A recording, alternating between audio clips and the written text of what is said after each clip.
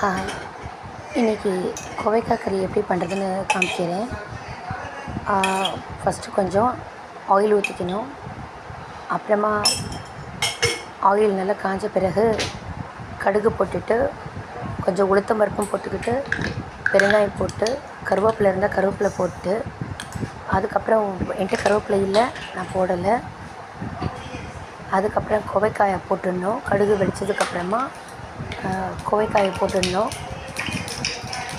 கோவைக்காயை போட்டுட்டு பின்னாடி நிறைய வாய்ஸ் டிஸ்டர்பன்ஸ் இருக்குங்க. அதெல்லாம் மைண்ட் பண்ணிக்காதீங்க தயவு செஞ்சு.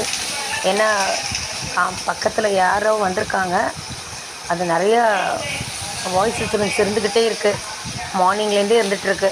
ஸோ அதெல்லாம் மைண்ட் பண்ணிக்காதீங்க ப்ளீஸ்.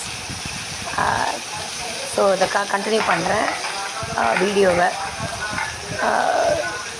கோவைக்காய் போட்டுட்டு அதுக்கப்புறம் உப்பு, மஞ்சத்தூள், காரத்தூள் இதெல்லாம் போட்டுட்டு நல்லா வதக்கி விட்டுட்டு அதுக்கப்புறம் ஒரு சிம்மில் வச்சு ஒரு 12 மினிட்ஸ் கூட வேண்டாம், 10 to 12 மினிட்ஸு நல்லா மூடி வச்சு வேக வைக்கணும்.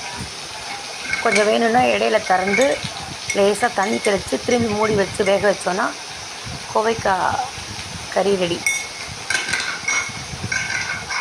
ஸோ இது இன்றைக்கி லன்ச் தான். ஒரு சாதம், சிம்பிளாக ஒரு தால் அண்ட் கோவைக்காய் கறி. தேங்க்யூ.